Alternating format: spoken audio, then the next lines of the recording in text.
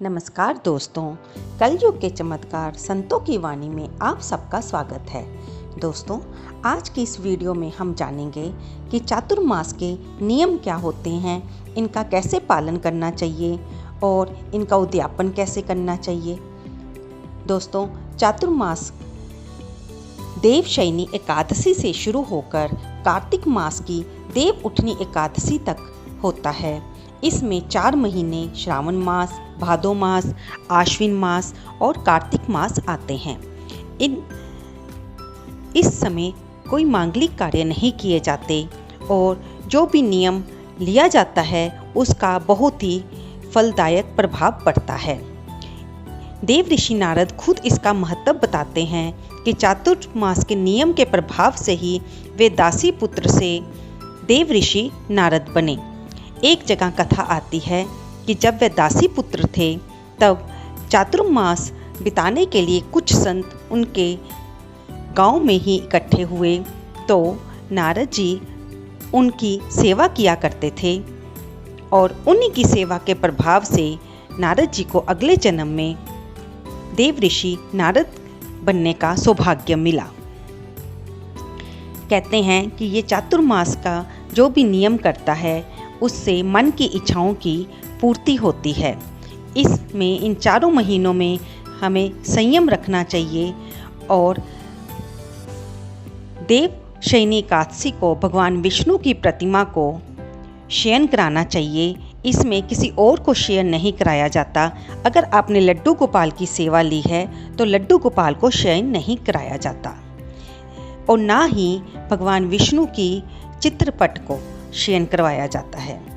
जिन्होंने भगवान विष्णु की प्रतिमा रखी हुई है उन्हीं को ही शयन करवाया जाता है और बाकियों से तो ये, अगर उनके मन में ये इच्छा है कि वे चातुर्मास का नियम करें तो उन्हें मानसिक रूप से भगवान विष्णु की प्रतिमा को सुंदर पंचामृत से नहलाकर उन्हें सुंदर वस्त्र पीताम्बर धारण करके उन्हें साफ शैया पर लेटाना चाहिए और उन्हें ऐसा मानना चाहिए कि उन्होंने भगवान को सुलाया है।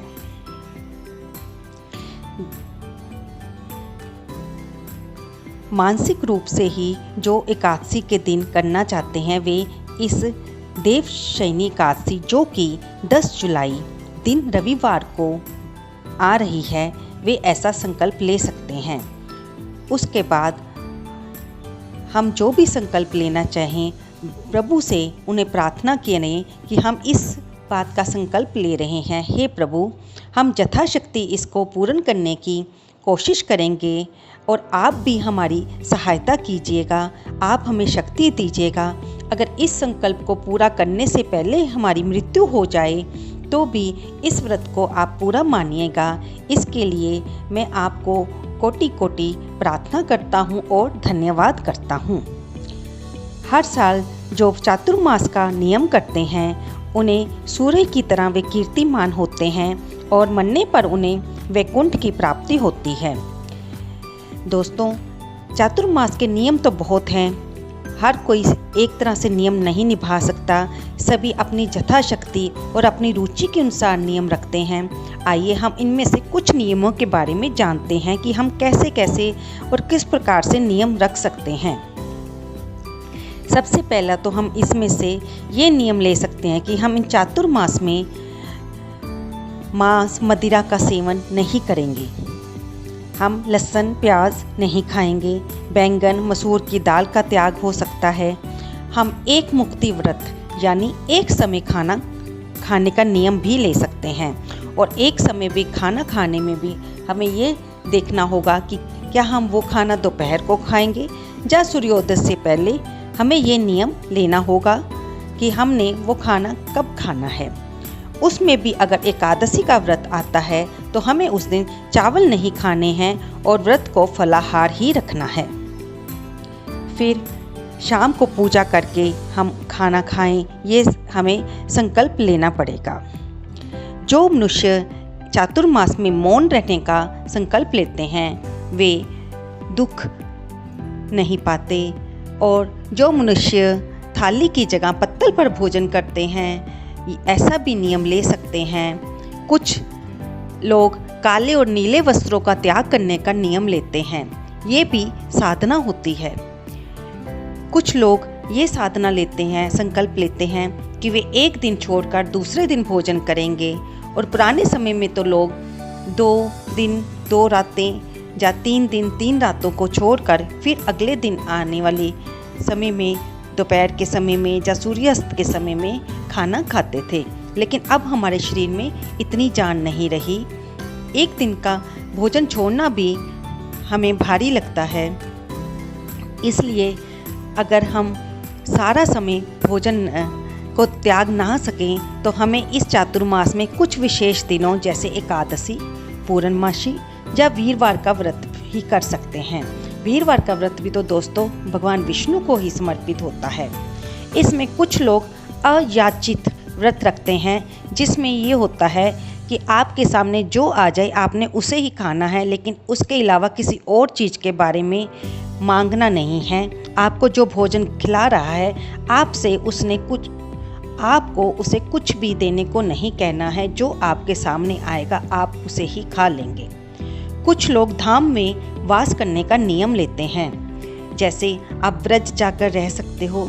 अगर आप पूरे चातुर्मास को नियम को वहाँ पे ना रह सकें तो ऐसा भी कर सकते हैं कि पहले दिन एक रात रुकें और अगले दिन आ जाएं, और जब चातुर्मास ख़त्म हो तब भी वहाँ पर आप एक रात रुक सकते हैं, तो आपको इसका भी फल मिलेगा।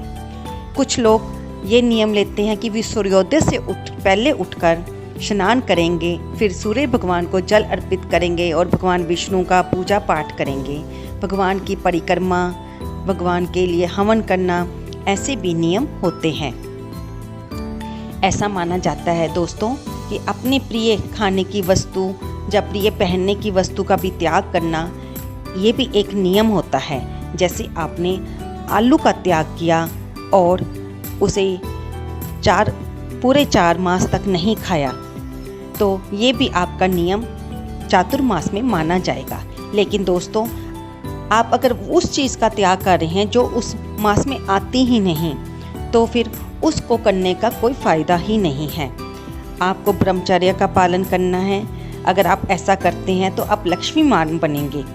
और अगर आप तेल का त्याग करते हैं और चातुर्मास ख़त्म होने पर आप तेल का दान करना है, और इससे आपकी कीर्ति बढ़ेगी, यश बढ़ेगा।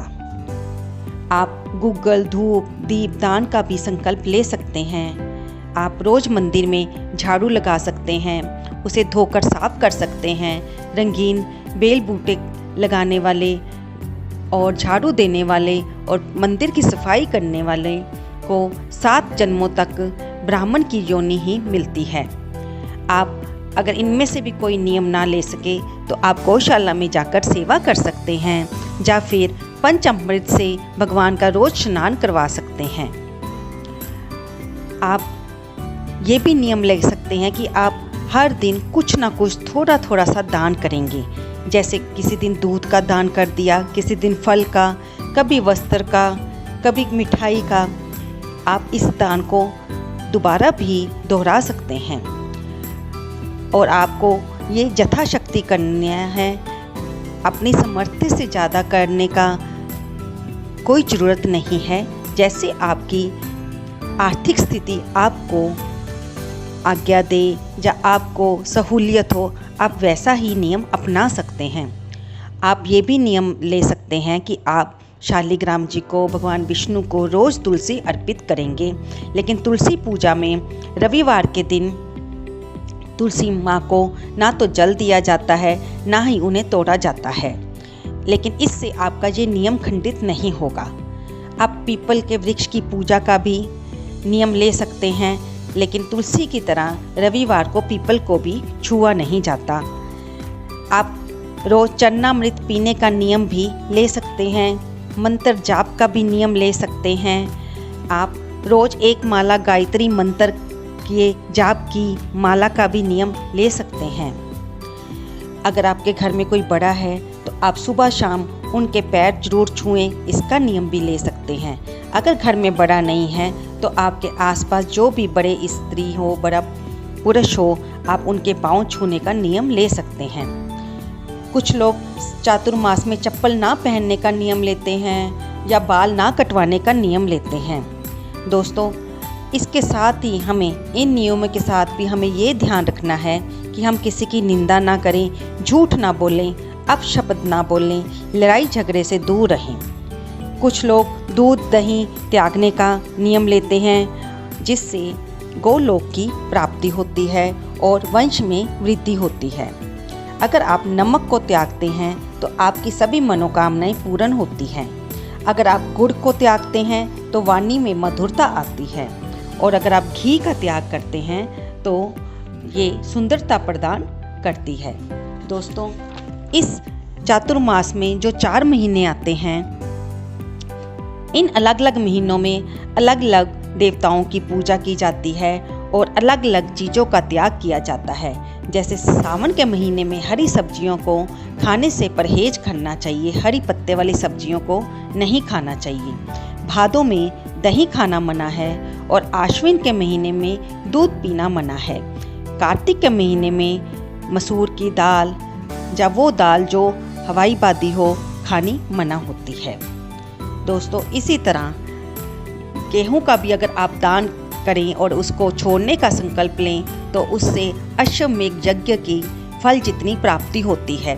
अगर आप गेहूं का त्याग कर रहे हैं तो आपको आटे से बनी हुई कोई भी चीज़ जैसे ब्रेड या कुछ और भी मिठाई नहीं खानी है, और बाद में आपको चातुर्मास का नियम पूरा होने पर ये संकल्प का उद्यापन में आपको ब्राह्मण को गेहूं का दान करना है।